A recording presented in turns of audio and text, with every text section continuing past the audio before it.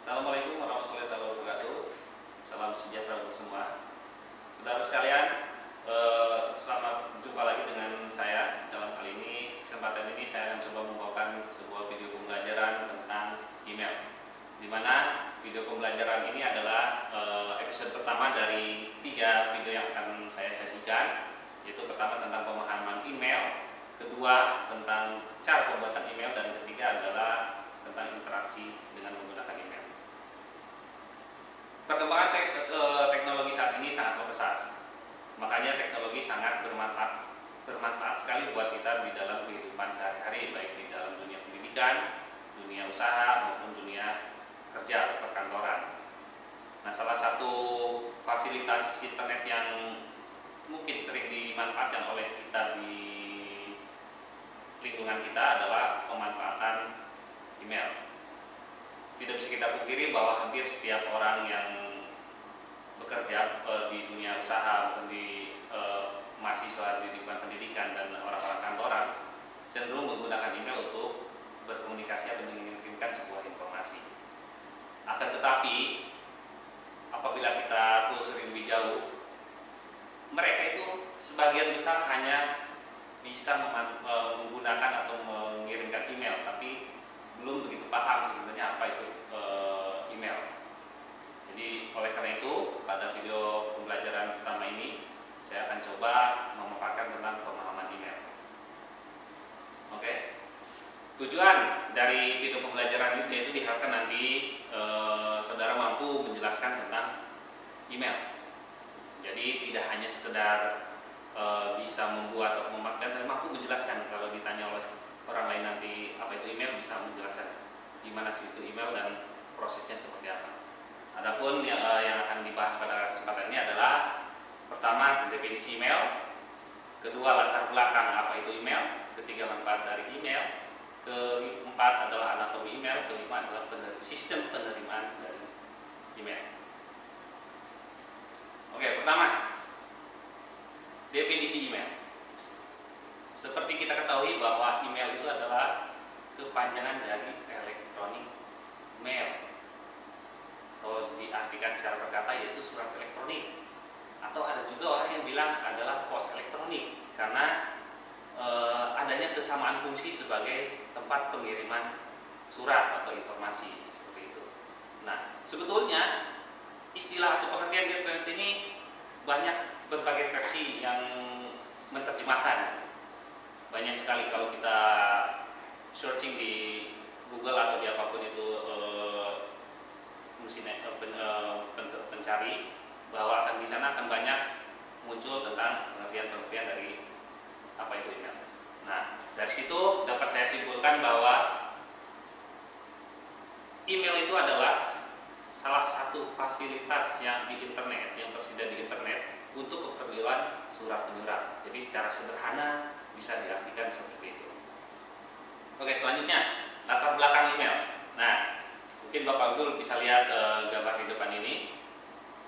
Itu adalah istilah gambar surat ya, seseorang yang akan mengantarkan surat mungkin ke kantor pos gitu. Nah, kenapa saya muncul gambar ini, bahwa ini bisa dianggap sebagai latar belakang bahwa sebelum dikenal email, sebelumnya orang-orang itu melakukan pengiriman informasi dengan menggunakan surat, di mana kita cukup mempunyai sebuah kertas kosong, sebuah pena, kemudian ada amplopnya, kemudian ditempelkan perangko, perangko, kemudian dikirim ke kantor pos. Mungkin proses seperti itu. Nah, setelah sekian lama kita mengirimkan informasi dengan surat, kemudian muncullah fasilitas telepon, ya, dimana ini sebetulnya lebih fleksibel lagi, lebih praktis lagi, dimana telepon ini komunikasinya secara sinkronus atau secara langsung ya. Begitu kita tekan nomornya, maka akan langsung terhubung dan bisa berkomunikasi langsung, dan ini akan juga mengurangi kesalahpahaman dibanding dengan menggunakan surat. Nah, seiring dengan perkembangan teknologi, maka lahirlah email ya ini. Nah, jadi ini yang latar belakangi munculnya email atau elektronik mail ini. Oke, mungkin dari ketiga komponen ini muncullah pertanyaan dari saudara sekalian, yang lebih baik itu kita menggunakan mana? Nah, itu mungkin pertanyaan yang muncul ya. Sebelum kita menjawab itu, mari kita lihat keunggulan atau kelemahan, kekurangan atau keunggulan dari tiga fasilitas ini.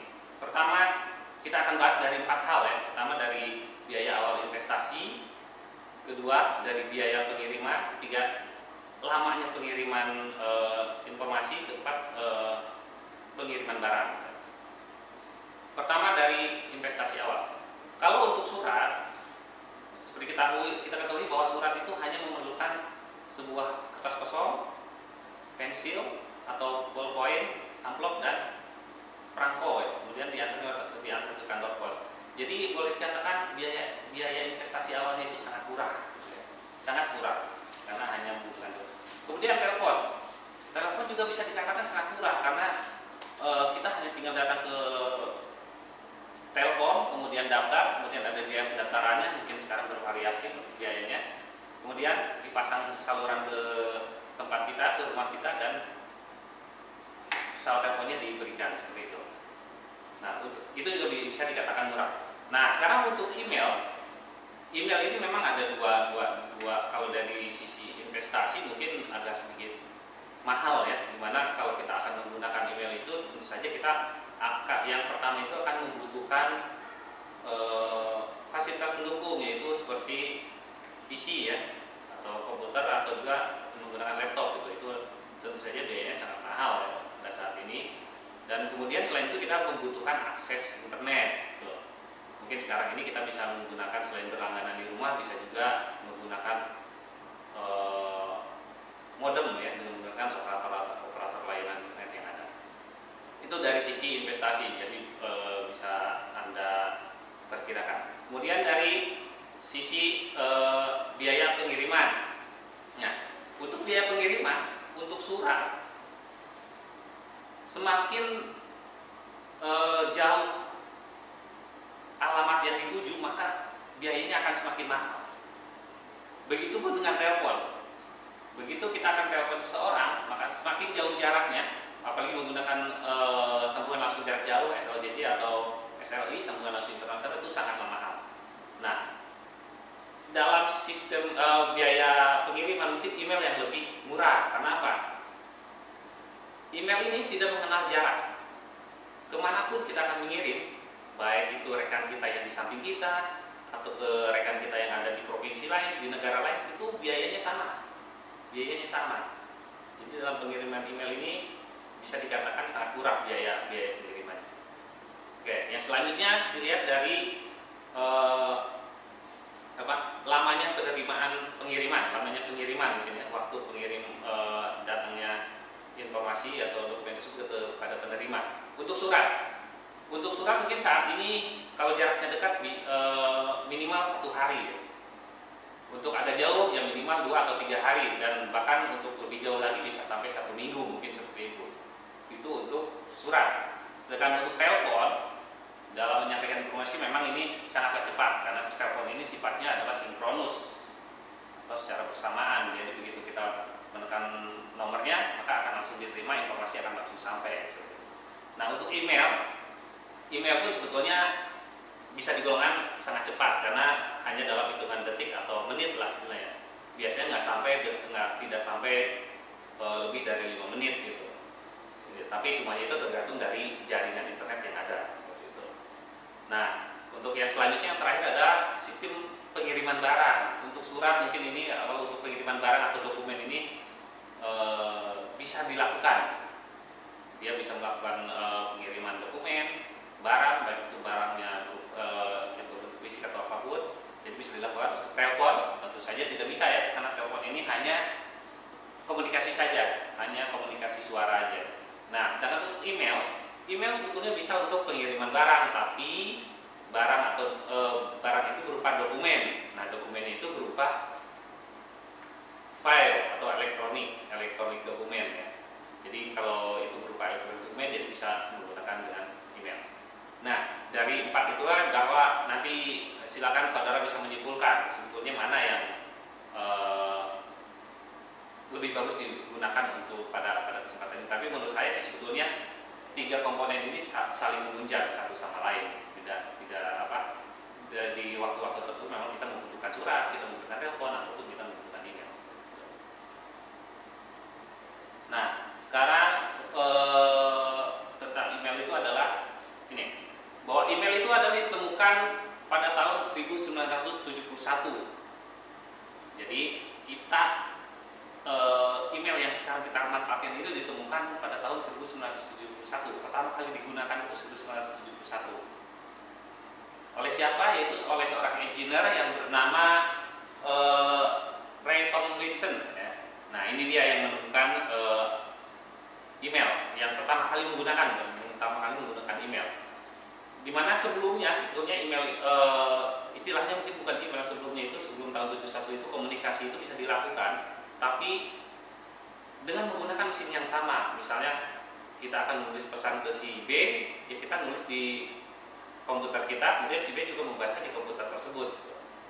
Itu awal komunikasi menggunakan elektronik, hanya seperti itu. Nah, kemudian pada tahun 71 Ray Tomlinson ini menemukan simbol ini. Nah, ini adalah yang merupakan simbol khas dari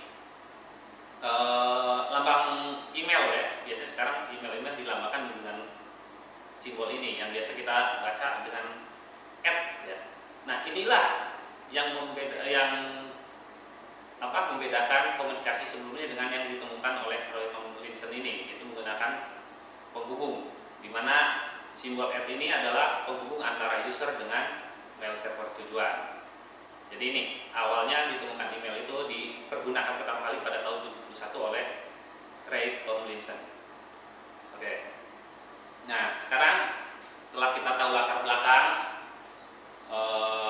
tentang email itu, maka kita akan sebutkan dari manfaatnya. Sekarang kita akan jelaskan tentang manfaatnya. Mungkin Bapak Ibu saudara-saudara sekalian sudah tahu sebetulnya manfaat dari email, tapi di sini saya kelompokkan menjadi 3 bagian manfaat email. Yaitu pertama, email itu sangatlah efektif. Ya, email itu sangat efektif. Kenapa dikatakan efektif? Karena seperti ini. Contoh seperti gambar di bawah ini. Kenapa dikatakan efektif? Karena kita bisa mengirimkan sebuah pesan ke beberapa orang dalam waktu bersamaan, dimanapun orang itu berada, baik dia di dekat kita, baik dia di provinsi lain, di kota lain, di negara lain, itu bisa kita kirimkan secara bersamaan. Jumlahnya pun bisa sekaligus banyak seperti itu. Makanya sangat efektif sekali dibanding dengan kita menggunakan surat biasa ataupun telepon. Kalau kita menggunakan surat biasa, bahwa kalau kita mau memberikan informasi, berarti kita surat itu harus disampaikan pada orang itu satu persatu. Jadi membutuhkan tidak efektif. Gitu. Begitupun telepon, kita harus nelpon menekan nomor satu-satu masing-masing orang yang dimaksud. Nah, yang kedua, efisien.